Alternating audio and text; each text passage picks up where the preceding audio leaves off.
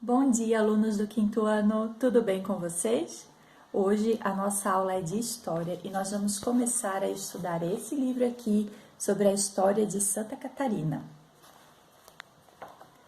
Vocês receberam as cópias de algumas páginas desse livro e o que eu falar hoje está baseado nas páginas 29 até 32 desse livro. Você deve concordar comigo que é muito difícil saber o que aconteceu exatamente há mais ou menos 10 mil anos atrás, não é verdade? Mas os cientistas encontraram provas de que já existia pessoas morando no oeste de Santa Catarina há pelo menos 8.600 anos. Eu vou deixar para você uma foto do estado de Santa Catarina dividido em regiões. Você encontra o oeste da região de Santa Catarina, tá bom?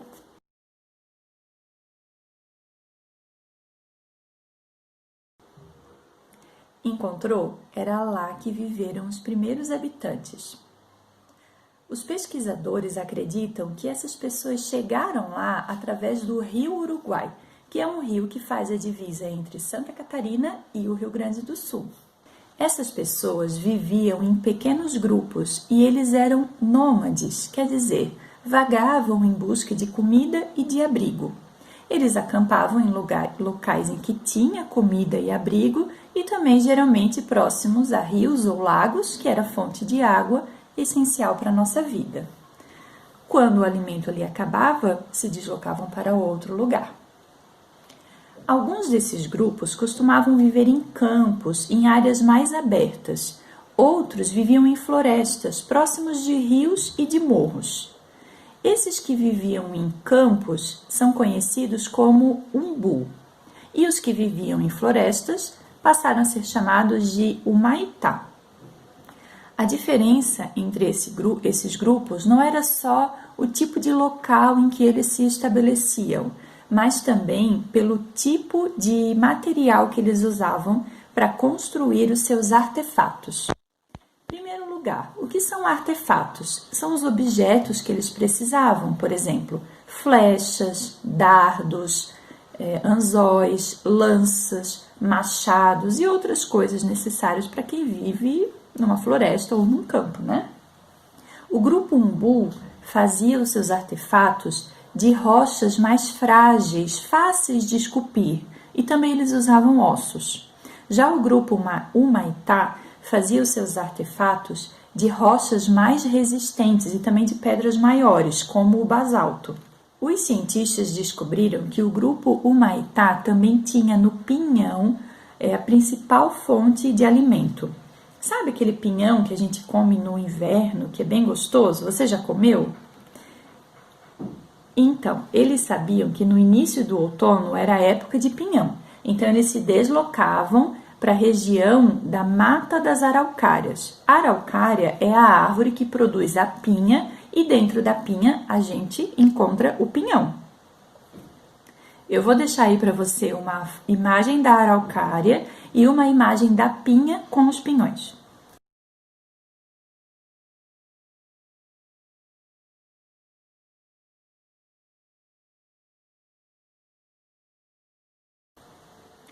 Eles se deslocavam para esses locais porque eles sabiam que lá ia ter bastante alimento nessa época e daí eles não precisavam ficar se deslocando tanto.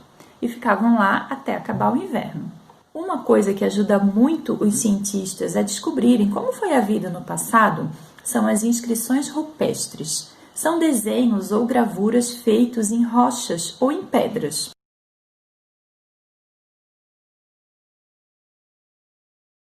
Em Santa Catarina tem muitas inscrições rupestres. Na Ilha do Campeche, por exemplo, que pertence a Florianópolis, tem mais de 160 símbolos gravados em pedras. Os pesquisadores não têm muita certeza do que eles queriam transmitir, que mensagem eles queriam transmitir com essas inscrições.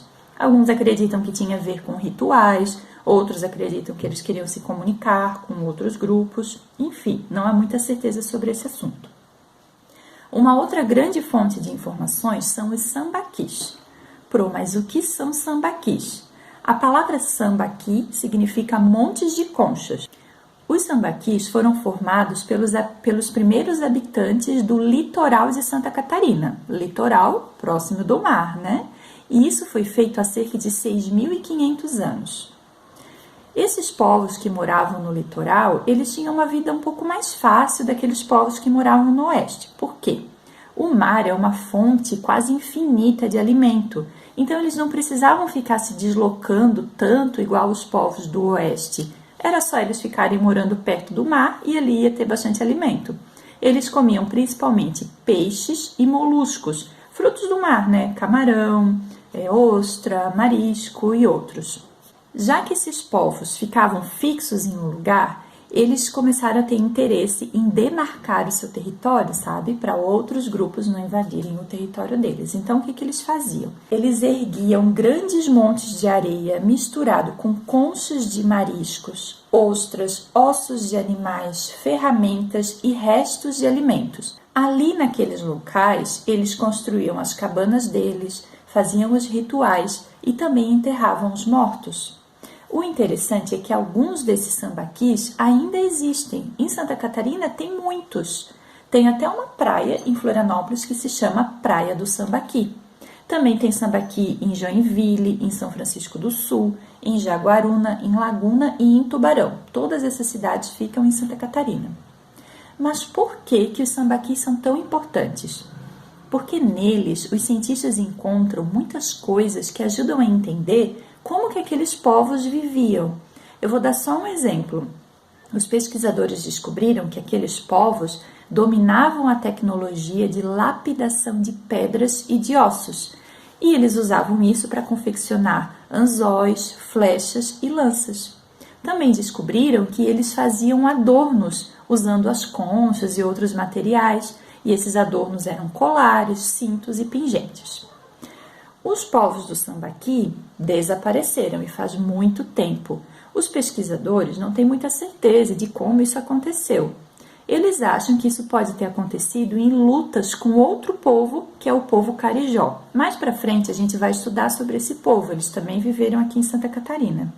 Também os pesquisadores acham que esse desaparecimento pode ter acontecido porque eles se miscigenaram, ou seja, se misturaram com outros povos que foram chegando.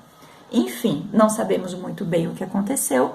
O fato é que esses povos deixaram muita informação para a gente poder descobrir como era a vida no passado. O trabalho dos arqueólogos é incrível, não é verdade? Aí no seu livro, na página 32, tem um texto bem interessante falando sobre ele.